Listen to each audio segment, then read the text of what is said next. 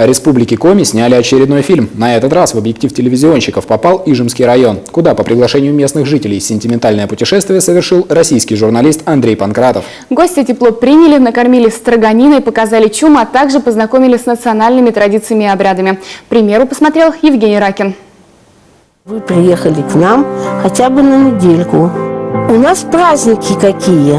Луд, Иван Купала, да горка у наших соседей в Усыльме. У меня свой чум. Угощу вас строганиной, супом из оленины.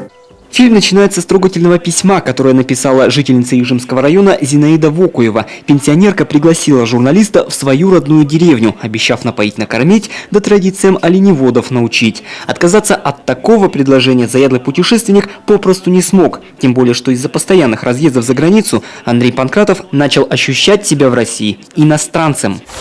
Ну, до свидания, 376-й нескорый. Здравствуй, Республика Коми. Двери здесь не запирают ни днем, ни ночью. Заборы из жердей, через которые все видно. Делится первыми впечатлениями московский гость, отмечая, как же всего этого не хватает сегодня жителям мегаполиса. По пути журналист заглянул на Ижемский аэродром, теперь уже известный на всю страну по аварийной посадке Ту-154. Еще одна достопримечательность района – домик, построенный из бутылок. После долгой дороги путешественник решает остановиться в местной гостинице. 2000 километров от Москвы, Республика Коми, село Ижма, номер люкс. За окном светло, попытаюсь заснуть. Зинаида Павловна завтра пойдет в гостиницу.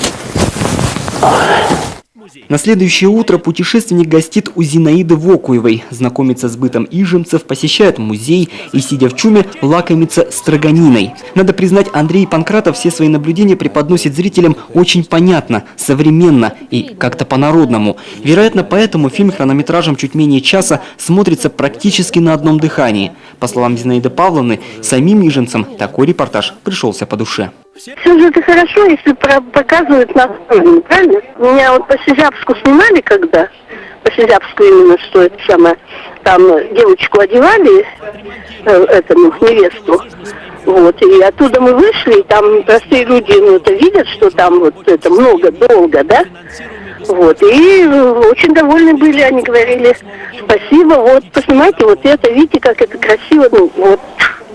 Панкратов, у них это, ну, эти, которые снимали, да, они очень много ходили, снимали.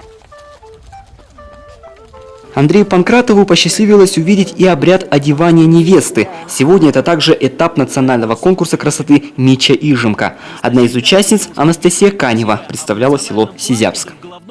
Женское платье Коми – это рубаха с широченными рукавами дором. Они у запястья собраны в складки. Сверху надевают сарафан, а поверх него передник водздора.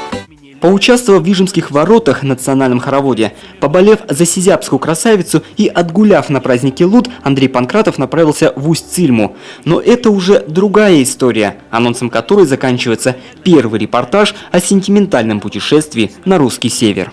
Песни и танцы с нареченькой «Чего боится моль» и «Время», «Печорская битва моторов», «Как увеличить скорость, не увеличивая мощности», «Почему в Усть-Цильме едят кашу всю ночь до утра», «Что такое горка», «Для чего девушки открывают макушки» и «Куда пойдет учиться красавица Надя Тиронова». Смотрите, не пропустите. Евгений Ракин, телеканал Юрган.